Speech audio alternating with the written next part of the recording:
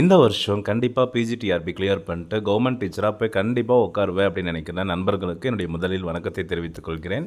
நம்ம சேனலில் வந்து பார்த்திங்கன்னா பிஜிடிஆர்பி இங்கிலீஷ்க்கு தேவையான ஒவ்வொரு வீடியோவுமே அந்த மெட்டீரியல்ஸ் அதனுடைய எக்ஸ்ப்ளனேஷன் எல்லாமே நம்ம அப்லோட் பண்ணிகிட்டு இருக்கோம். அதனுடைய முதல் விதமாக யூனிட் 3 வந்து பார்த்திங்கன்னா கவர் பண்ண ஆரம்பிச்சிருக்கோம். யூனிட் 3ல் இருக்கிற போயட்ரி செக்ஷனில் ஃபஸ்ட்டு வில்லியம் வேர்ட்ஸ்வர்த்துடைய 3 போயம்ஸ் இருக்குது. முதல் வீடியோவில் வந்து பார்த்திங்கன்னா வில்லியம் வேர்ட்ஸ்வர்த்துடைய பயோகிராஃபி நம்ம அப்லோட் பண்ணியிருக்கோம். அதனுடைய கண்டினியூட்டியாக என்ன பண்ணுறோம்னா அடுத்த போயம் பார்க்க ஆரம்பிக்கலாம். ஸோ இம்மார்டாலிட்டி இதுதான் வந்து பார்த்திங்கன்னா ஃபஸ்ட்டு போயமாக இருக்குது. இம்மார்டாலிட்டின்றது ஷார்ட் டேர்ம் தான். இதோடைய ஃபுல் டேர்ம் வந்து பார்த்திங்கன்னா Word intimations of immortality from early childhood. Word intimation of immortality from early childhood. ஏன்னா இந்த போயமில் பொறுத்தவரை பார்த்திங்கன்னா அவருடைய சைல்ட்ஹுட் ரிமெம்பரன்ஸ் தான் அதிகமாக இருக்கும். அந்த குழந்தை பருவத்தை வந்து பார்த்திங்கன்னா எப்பயுமே அழிக்க முடியாது. இம்மோர்டல் அப்படின்னாவே அழிக்க முடியாது அப்படின்னு தான் நம்ம சொல்லுவோம். ஸோ அந்த குழந்தை பருவத்தை ஏங்கி தான் இந்த போமை வந்து அவர் எழுதியிருப்பார். வில்லியம் வேர்ட்ஸ்வர்த்துடைய ஓட் இன்டிமேஷன்ஸ் ஆஃப் இமார்டாலிட்டி வந்து பார்த்திங்கன்னா நம்ம ரொமான்டிக் போயட்ரியுடைய ஒரு மாஸ்டர் பீஸ் அப்படின்னு தான் நம்ம சொல்லுவோம். ஏன்னா இந்த போயமில் அவர் எந்தெந்த தீம்ஸ் எல்லாம் அவர் எக்ஸ்ப்ளோர் பண்ணுறாருன்னா சைல்ட்ஹுட் பற்றியும் நேச்சர் பற்றியும் மெமரி அண்ட் ஸ்பிரிச்சுவாலிட்டி. பாருங்கள், அவருடைய குழந்தை பருவம் வேர்ட்ஸ்வர்த்துடைய போயம்னாவே அது கண்டிப்பாக நேச்சர் போயமாக தான் இருக்கும். அதுக்கடுத்தது அவருடைய மெமரி, ஸ்பிரிச்சுவாலிட்டி. எந்த பருவத்தில் வந்து பார்த்திங்கன்னா அந்த ஸ்பிரிச்சுவாலிட்டி அதிகமாக இருக்குன்னா குழந்தை பருவத்தில் தான். அதுக்கடுத்து பார்த்திங்கன்னா இது எந்த வருஷம் எழுத ஆரம்பித்தார்னா 1804 எழுதி முடிச்சிருப்பார். பட் பப்ளிஷ் பண்ணது வந்து பார்த்திங்கன்னா 1807 தான் பப்ளிஷ் பண்ணியிருப்பார். இந்த போயம் வந்து எதை ரிஃப்ளெக்ட் பண்ணுற மாதிரி இருக்குன்னா அவருடைய பிலீஃப், நம்ம வேர்ட்ஸ்வர்த்துடைய பிலீஃப். எதில் இருக்கிற belief? Divine essence of childhood. பாருங்கள், சைல்ட்ஹுட்னாவே எப்படி இருக்கும்? டிவைன், அந்த ஸ்பிரிச்சுவாலிட்டியோடு இருக்கும் அப்படின்ட்டு சொல்கிறாரு. அதே மாதிரி வளர வளர அந்த கனெக்ஷன் என்ன ஆகுதுன்னா வி க்ரோ ஓல்டர், நம்ம வளர வளர அந்த ஸ்பிரிச்சுவாலிட்டி என்ன ஆகுதுன்னா கொஞ்சம் கொஞ்சமாக குறைய ஆரம்பிச்சிருது அப்படின்னு சொல்லுவார். குழந்தை பருவம்னாவே ஸ்பிரிச்சுவாலிட்டி அதிகமாக இருக்கும். வளர வளர வளர அது வந்து காணாமல் போயிடும் அப்படின்னு டிஸ்கஸ் பண்ணியிருப்பார். இதில் வந்து பார்த்திங்கன்னா ஃபஸ்ட்டு 4 ஸ்டான்ஸாவில் எதை பற்றி டிஸ்கஸ் பண்ணியிருப்பாங்கன்னா the loss of childhood vision அப்படின்னு தான் சொல்கிறோம். அந்த சைல்ட்ஹுட்டை இழக்கிறோம் நம்ம அப்படின்னு சொல்லியிருப்பார். ஓப்பனிங் ஸ்டான்ஸாவிலே வந்து பார்த்திங்கன்னா வேர்ட்ஸ்வர்த் எதை எக்ஸ்ப்ரெஸ் பண்ணியிருப்பாருன்னா the sense of loss over the diminished glory. பாருங்கள், அந்த க்ளோரி என்ன ஆகுதுன்னா டிமினிஷ் ஆகிட்டு இருக்குது, குறைஞ்சிக்கிட்டே இருக்குது அப்படின்ட்டு சொல்கிறாங்க. எப்போ அப்படின்னா சைல்ட்ஹுட்டில் இருந்து. ஏன்னா சைல்ட்ஹுட்டில் அவர் பார்த்த அனைத்து க்ளோரியுமே வளர வளர குறையுது, வளர்ந்த பிறகு அதை காணாமலே போயிடுது அப்படின்னு சொல்லியிருப்பாங்க. ஸ்டான்ஸா 1ல் எதை வந்து நினச்சி அவர் வருத்தப்படுறாரு? லேமெண்ட்னாவே நம்மளுக்கு தெரியும், ஒரு விஷயத்தை நினச்சி வருத்தப்படுறது. த வேர்ல்டு தோ பியூட்டிஃபுல், அதாவது இந்த உலகம் வந்து ரொம்ப அழகாக இருந்தாலும் சரி, ஆனால் அதனுடைய ஸ்பிரிச்சுவல் வண்டரை வந்து பார்த்திங்கன்னா ரொம்ப நாளத்துக்கு நீடித்து கையில் பிடிச்சிருக்க முடியல அப்படின்னு சொல்கிறாரு. உலகம் அழகானது தான், அழகாக இருந்தாலும் பார்த்திங்கன்னா அந்த ஸ்பிரிச்சுவல் தன்மை வந்து என்ன ஆகுதுன்னா நீடித்திருப்பதில்லை அப்படின்ட்டு சொல்கிறாரு. The celestial light of childhood has faded. அந்த சைல்ட்ஹுட்டில் இருக்கிற அந்த லைட், அந்த வெளிச்சம் வந்து பார்த்திங்கன்னா விண் வெளிச்சம் அப்படின்னு வாங்க இல்லைங்களா, அது வந்து பார்த்திங்கன்னா குறைய ஆரம்பிச்சிருது. கண்டிப்பாக தான், ஏன்னா குழந்தைங்க எந்த அளவுக்கு ஹாப்பியாக இருக்காங்களோ அதே அளவு பெரியவங்க ஹாப்பியாக இருப்பாங்கன்னா தெரியாது. ஸோ ரெஸ்பான்சிபிலிட்டிஸ் அதிகமாக அதிகமாக அந்த சந்தோஷம்ன்றது நம்மளை விட்டு போயிடும் அப்படின்றதான் இதில் சொல்லியிருப்பாங்க. ஸோ உலகம் அழகானது தான், ஆனால் அந்த ஸ்பிரிச்சுவல் வண்டர் வந்து பார்த்திங்கன்னா குழந்தை பருவத்திலேருந்து நம்ம கூட அப்படியே நிலையாக வரதில்லை. அந்த நிலைப்புத்தன்மை வந்து பார்த்திங்கன்னா குழந்தை பருவத்திலேருந்து வளர வளர குறைய ஆரம்பிச்சிருது அப்படின்னு சொல்லியிருப்பாங்க. அடுத்து செகண்ட் ஸ்டான்ஸாவில் என்ன சொல்லியிருக்காருன்னா அந்த ஸ்பிரிச்சுவாலிட்டி, அந்த ஸ்பிரிச்சுவல் கனெக்ஷன் வந்து பார்த்திங்கன்னா குறைய ஆரம்பிக்குது இல்லைங்களா. ஸ்பிரிச்சுவல் கனெக்ஷன் குறைஞ்சாலும் நேச்சரில் இருக்கிற பியூட்டி வந்து பார்த்திங்கன்னா நம்மளை கண்டினியூ பண்ணிகிட்டு இருக்குது. அது குழந்தையிலேருந்து நம்ம குழந்தையில ஒரு டேம் போய் பார்த்தோம்னாலோ இல்லை ஒரு மலைப்பகுதிக்கெல்லாம் போனோம்னாவோ நம்ம என்ஜாய் பண்ணுறோம் இல்லைங்களா. அதே பெரியவங்களானோ அதை போய் பார்க்கும்போது நம்மளுக்கு அந்த என்ஜாய்மெண்ட் கண்டிப்பாக கிடைக்கும். ஸோ குழந்தை பருவத்திலேயே அந்த பியூட்டி ஆஃப் நேச்சர் நம்ம கூட தான் இருக்குது, வளர வளர அது நம்ம கூடவே தான் வருது. ஸோ ஃபஸ்ட்டு வந்து பார்த்திங்கன்னா ஸ்பிரிச்சுவாலிட்டி குறையுது அப்படின்னு சொல்லியிருக்காரு. ஃபஸ்ட்டு ஸ்டான்ஸால் ஸ்பிரிச்சுவாலிட்டி குறையுது, பட் செகண்ட் ஸ்டான்ஸால் பியூட்டி ஆஃப் நேச்சர் நம்ம கூட கண்டினியூ ஆகுது, அப்படியே நம்மளை இன்ஸ்பயர் பண்ணிட்டு வந்துக்கிட்டே தான் இருக்குது அப்படின்னு சொல்லியிருப்பாங்க. தேர்ட் ஸ்டான்ஸாவில் பொறுத்த வரைக்குமே அவர் என்ன விஷயத்தை ஒத்துக்கிறாருன்னா நமக்கு உள்ளே இருக்கிற வருத்தங்கள் இருக்குது இல்லைங்களா, நம்ம இந்த ஏதாவது ஒரு விஷயத்தை நினச்சி நம்ம உள்ளேயே ஃபீல் பண்ணிக்கிட்டே இருப்போம். இப்போ எடுத்துக்காட்டால் ஏதாவது குழந்தைகளை வந்து பார்த்திங்கன்னா அடிச்சிட்டோம்னா கூட அவங்க என்ன பண்ணுவாங்க, அதை அப்படியே மறந்துட்டு அடுத்த நாள் அடுத்த வேலையை பார்க்க போயிடுவாங்க. ஆனால் நம்ம வந்து பார்த்திங்கன்னா ஏதாவது ஒன்று மிஸ் பண்ணிட்டோம்னா, இப்போ அந்த ஸ்பிரிச்சுவாலிட்டி நம்ம வளர வளர குறைஞ்சிருச்சு அப்படின்னு நினச்சோம்னாவே நம்ம வருத்தப்பட ஆரம்பிச்சிடும். ஆனால் அந்த வருத்தத்தோடையே நான் கண்டினியூ பண்ண போகிறதில்ல. But it chooses not to dwell on sadness. அந்த வருத்தத்தோடையே நான் வாழ போகிறதில்ல, சரி அது போயிருச்சு, we can move to the next அப்படின்ற மாதிரி ஒரு முடிவு பண்ணியிருப்பார். சரிங்களா?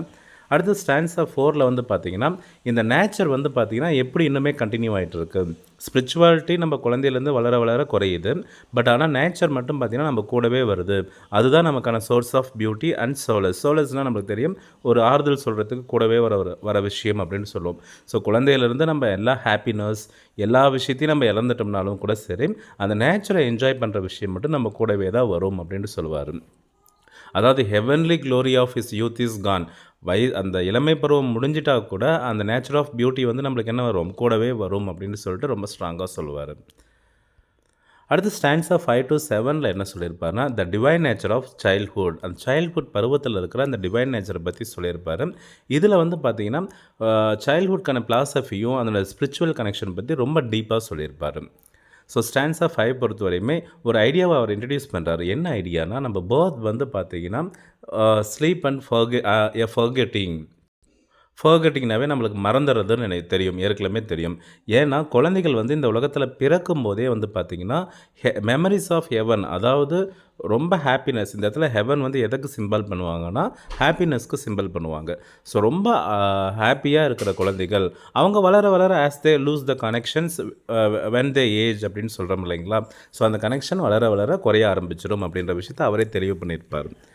நம்ம லிட்ரேச்சர் பொறுத்த வரையுமே all poems we do like this only. ஏன்னா ஆரம்பிக்கும் போது என்ன கான்செப்ட் சொல்கிறாங்களோ போக போக அதே கான்செப்ட் தான், பட் எக்ஸாம்பிள்ஸ் மட்டும் கொஞ்சம் மாற்றி மாற்றி சொல்லிகிட்டு இருப்பாங்க. அடுத்து ஸ்டான்ஸா 6ல் என்ன சொல்லியிருக்காங்கன்னா, சைல்ட்ஹுட் வந்து பார்த்திங்கன்னா ஒரு சேக்ரெட் டைம் அப்படின்னு தான் சொல்லுவார். அதாவது புனிதமான டைம் அப்படின்னு தான் சொல்லுவார். ஏன்னா heaven lies about us in our infancy. அப்புறம் ஹெவனே நம்ம கூட தான் இருக்கும். இன்ஃபேன்சினா குழந்தை பருவம் தெரியும் நம்மளுக்கு. அந்த குழந்தை பருவத்தில் சொர்க்கமே நம்ம கூட தான் இருக்கும். அதே மாதிரி இந்த பேர்டன்ஸ் ஆஃப் லைஃப் இருக்குது இல்லைங்களா, அது எப்போ வந்து பார்த்திங்கன்னா நம்ம கூட இல்லாமல் போகும்னா, நம்ம எப்போ அந்த ஸ்பிரிச்சுவாலிட்டியோடு இருக்கிறோமோ. இப்போ நிறைய பேர்த்துக்கு கஷ்டன்ட்டு வந்தாவே போயிட்டு சாமிக்கிட்ட தான் சொல்லுவாங்க, சரிங்களா. ஸோ சாமிக்கிட்ட சொல்லிட்டோம்னா சாமி பார்த்துக்கு வரப்போங்க, அடுத்த வேலையை நம்ம பார்க்க ஆரம்பிக்கலான்னு போயிட்டே இருக்காங்க இல்லைங்களா. இது எந்த பருவத்தில் கரெக்டாக இருக்குன்னா, அந்த குழந்தை பருவத்தில் அழகாக இருக்கும். ஏன்னா குழந்தைங்களுக்கு ஏதாவது பிரச்சனாவே நான் சாமிக்கிட்ட சொல்லிட்டேன் அப்படின்னு மறந்துட்டு போயிட்டே இருப்பாங்க. பட் நம்மளுக்கு ஒரு பிரச்சனை சாமிக்கிட்ட என்ன 1000 சாமிக்கிட்ட சொன்னாலும் நம்ம பிரச்சனை முடியாதுன்னு சொல்லிட்டு நம்ம அப்படியே தான் இருப்போம். அடுத்து ஸ்டான்ஸா 7ல் என்ன சொல்லியிருப்பாருன்னா, இந்த ஸ்பிரிச்சுவல் கிளாரிட்டி இருக்குது இல்லைங்களா, இது வந்து பார்த்திங்கன்னா அப்படியே பரம்பரையாக நம்ம கூட வந்துக்கிட்டே இருக்கணும். இப்போ நம்ம 3 வயசில் அந்த ஸ்பிரிச்சுவல் கிளாரிட்டி இருந்துச்சுன்னா, நம்மளுக்கு 30 வயசு ஆகும்போது அது கூட இருக்கணும், 60 வயசு ஆகும்போது கூட இருக்கணும். ஆனால் அது எல்லாமே லாஸ் ஆயிடுச்சு அப்படின்னு சொல்லிட்டு வருத்தப்படுவார். அந்த ஸ்டான்ஸா 7ல் என்ன பண்ணுவார்னா வருத்தப்படுவார் அதில். அடுத்து ஸ்டான்ஸா 8 to 11 வரையுமே என்ன சொல்லியிருப்பாங்கன்னா, அந்த மெமரி அண்ட் நேச்சரை பற்றி கன்சால்டேட் பண்ணி சொல்லியிருக்காங்க. கன்சோல் அப்படின்னு சொல்லுவாங்க. கன்சோல்னாவே நம்மளுக்கு தெரியும் ஆறுதல் படுறது. அந்த சோலஸ் கன்சோல் எல்லாமே வந்து பார்த்திங்கன்னா ஆறுதல் பண்ணுறது தான். ஏன்னா நம்ம வந்து பார்த்திங்கன்னா அந்த ஸ்பிரிச்சுவாலிட்டி குழந்தை பருவத்தில் இருந்தது, பட் வளர வளர காணாமல் போயிடுச்சு. ஆனாலும் நம்மளுக்கு கூட ஒரே ஒரு விஷயம் வரதுனால நம்ம அதை நினச்சி சந்தோஷப்பட்டுக்கிறோம். எந்த விஷயம் கூட வரதுனால சந்தோஷப்பட்டுக்கிறோம், அந்த நேச்சர், பியூட்டி ஆஃப் நேச்சர் நம்ம கூட வரதுனால அந்த மெமரிஸை நினச்சி நம்ம சந்தோஷப்பட்டுக்கிறோம் அப்படின்ட்டு சொல்லுவார்.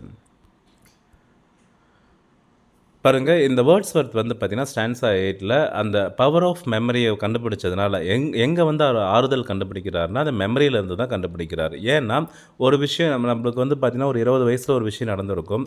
நம்ம காலேஜ் படிக்கும் போதெல்லாம் நிறைய விஷயங்கள் நடந்திருக்கும்.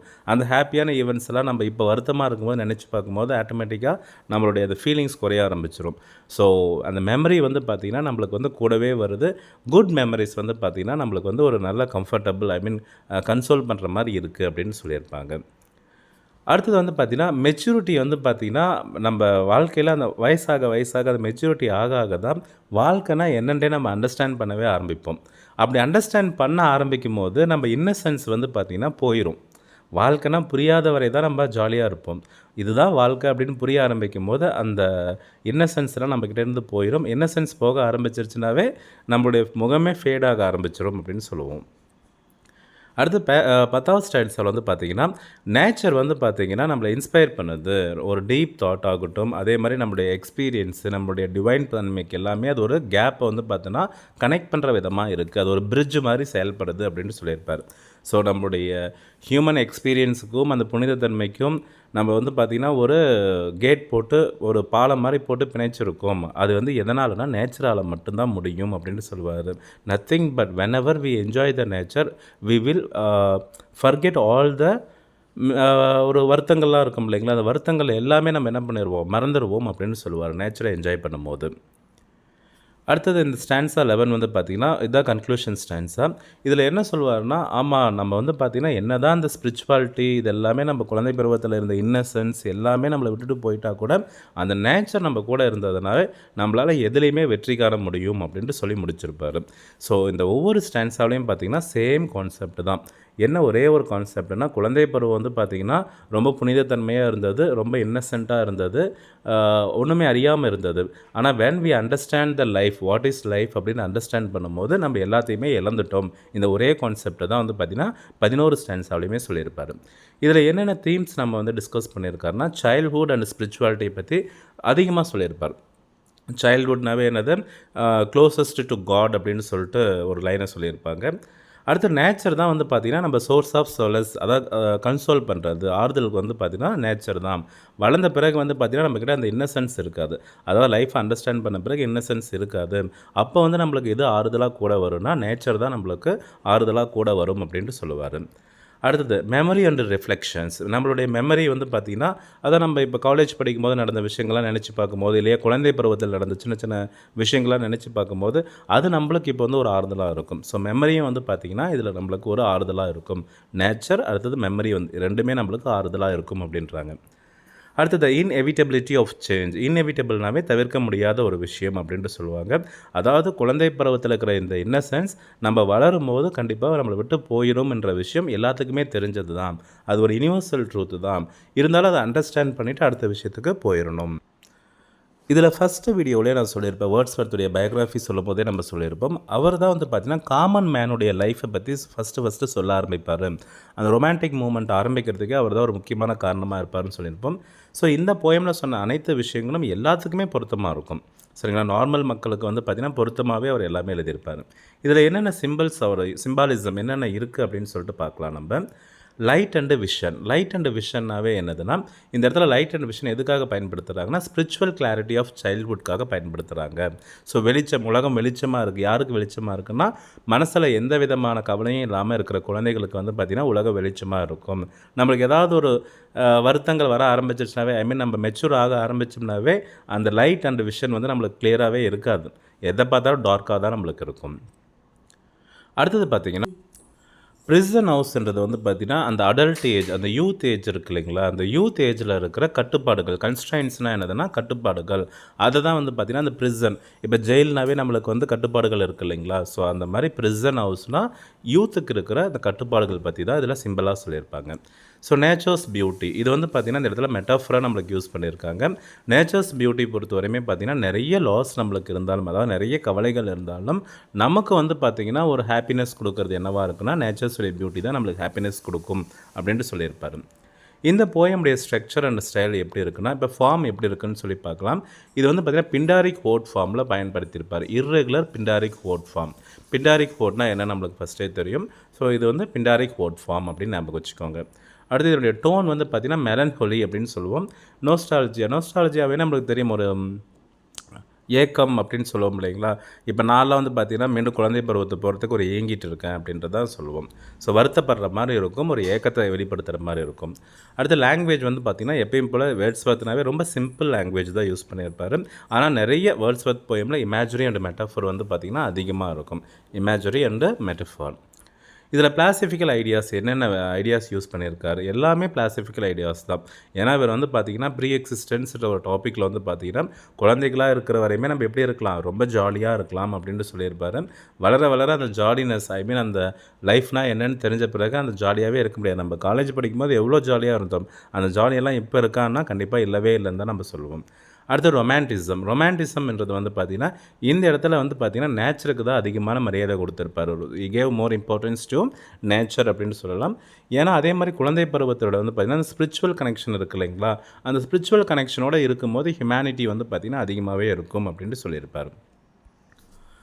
அடுத்து கன்க்ளூஷன்ஸ் பொறுத்தவரையுமே அதான் இது எல்லாமே வந்து பார்த்திங்கன்னா எப்படிலாம் கொண்டாடி இருக்காரு.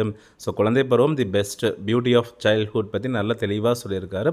ஆனால் அந்த சேஞ்சஸ் அந்த குழந்தையாகவே இருக்க முடியாது, கண்டிப்பாக நம்ம பெரியவங்க ஆகி தான் ஆகணும் அப்படின்றோம் இல்லைங்களா. அது தவிர்க்க முடியாத ஒன்று தான். இருந்தாலும் அந்த டைமில் வந்து நம்ம எங்கே கன்சோல் அதாவது ஆறுதல் கிடைக்கும்னா நேச்சர்கிட்ட இருந்து ஆறுதல் கிடைக்கும், மெமரி கிட்ட இருந்து ஆறுதல் கிடைக்கும் அப்படின்னு சொல்லியிருப்பார். ஸோ போயமில் இருக்கிற கான்செப்ட் ஒரே லைனில் சொல்லணும்னா அதாவது ஒரு படத்தையே பார்த்துட்டு ஒரே லைனில் நம்ம சொல்லுவோம் இல்லைங்களா.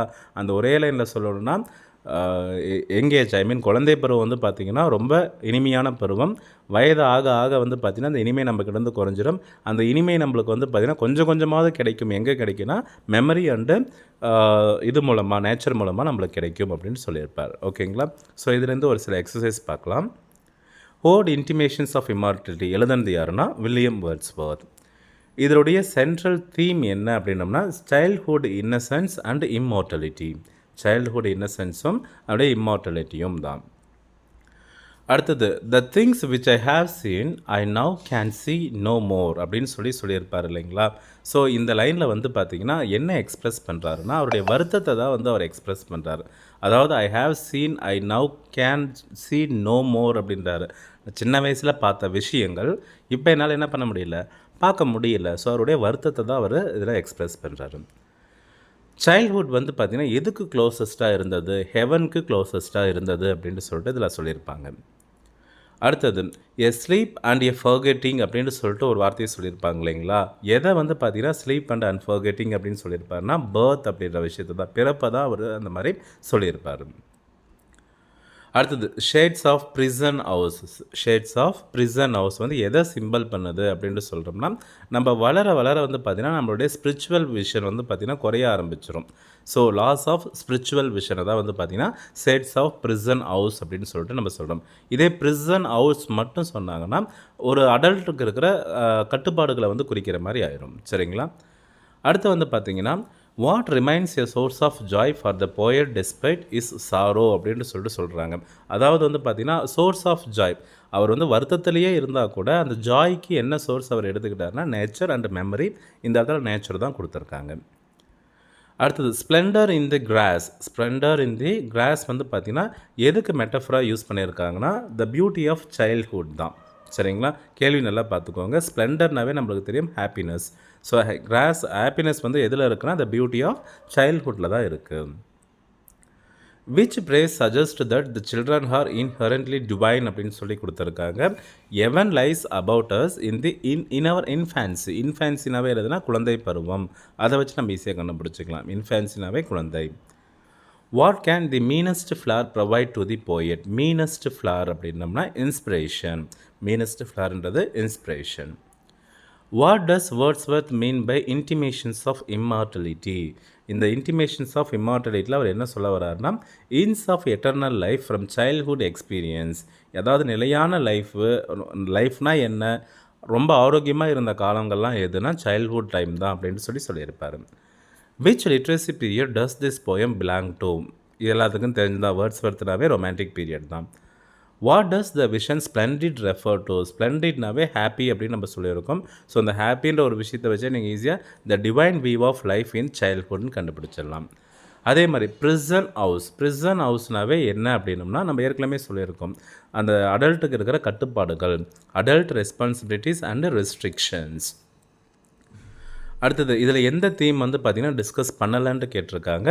நம்மளுக்கு வந்து இம்மார்டலிட்டி இருக்குது, நாஸ்டாலஜியா இருக்குது, கனெக்ஷன் டு நேச்சர் இருக்குது. ஸோ எல்லாத்தது வந்து பார்த்திங்கன்னா இண்டஸ்ட்ரியலைசேஷன் தான். அடுத்தது the light of a common day. இதில் வந்து பார்த்திங்கன்னா லைட் ஆஃப் காமன் டேனா வேணும்னா ஆர்டினரி அடல்ட் எக்ஸ்பீரியன்ஸ் தான் நம்மளை வந்து சிம்பிளாக சொல்லியிருப்பாங்க இந்த இடத்துல. அடுத்து இதில் வந்து அவருடைய எந்த டோனில் எழுதினார். டோன் வந்து பார்த்திங்கனாவே நம்ம சொல்லியிருக்கோம் ஒரு ஏக்கமும் வருத்தமும் இருக்கிற ஒரு டோன். ஸோ மெலன்ஹோலிக் தான் இதில் வந்து ஆன்சர். வேர்ட்ஸ்வர்த்துடைய பிலாசபி இந்த போயம் வந்து பார்த்திங்கன்னா எது கூட க்ளோஸாக இருக்குன்னா ரொமான்டிசம் தான். சரிங்களா. ஸோ அந்த காலகட்டத்தில் நடந்த விஷயம் தான் ரொமான்டிசம். அடுத்து வந்து பார்த்திங்கன்னா what provides Wordsworth with consolation for the loss of childhood innocence. இது ஏற்கனவே நம்ம டிஸ்கஸ் பண்ணியிருக்கோம். மெமரிஸ் ஆஃப் யூத்தும் நேச்சர் ரெண்டுமே இந்த இடத்துல நேச்சர் கொடுக்கல. So memories of youth. What does the poet call intimations. அதாவது இன்டிமேஷனாக எதை சொல்கிறாரு அப்படின்ட்டு சொல்லிட்டு பார்த்தோம்னா hints are suggestions of immortality. இம்மார்டலிட்டினா நம்மளுக்கு வந்து அழியாத தன்மைன்னு நம்மளுக்கு தெரியும். எது அழியாத தன்மைனா குழந்தை பருவத்தில் இருக்கிற இன்னசென்ஸ் தான் அழியாத தன்மை. The phrase splendour in the grass is example of. Splendour in the கிராஸ்னாவே நம்ம எந்த ஃபிகர் ஆஃப் ஸ்பீச் யூஸ் பண்ணுறோம்னா metaphor. The line heaven lies about us in our infancy. இதில் என்ன ஃபிகர் ஆஃப் ஸ்பீச் இருக்குன்னா இமேஜரி. ஏன்னா ஹெவன் லைஸ் இன்ஃபேன்சி இந்த வார்த்தையெல்லாம் பார்க்கும்போதே நம்மளுக்கு இமேஜரி, ஏதாவது ஒரு இமேஜினேஷன் நம்மளுக்கு கண்டிப்பாக கொடுக்கும். அடுத்து what is the effect of repetition in the poem. எதுக்கு வந்து பார்த்தீங்கன்னா இதில் ரிப்பிட்டீஷன் அதிகமாக பயன்படுத்தியிருக்காரு அப்படின்னு சொல்லி பார்த்தோம்னா இந்த போயட்டுடைய லாங்கிங் ஃபார் த பாஸ்ட்.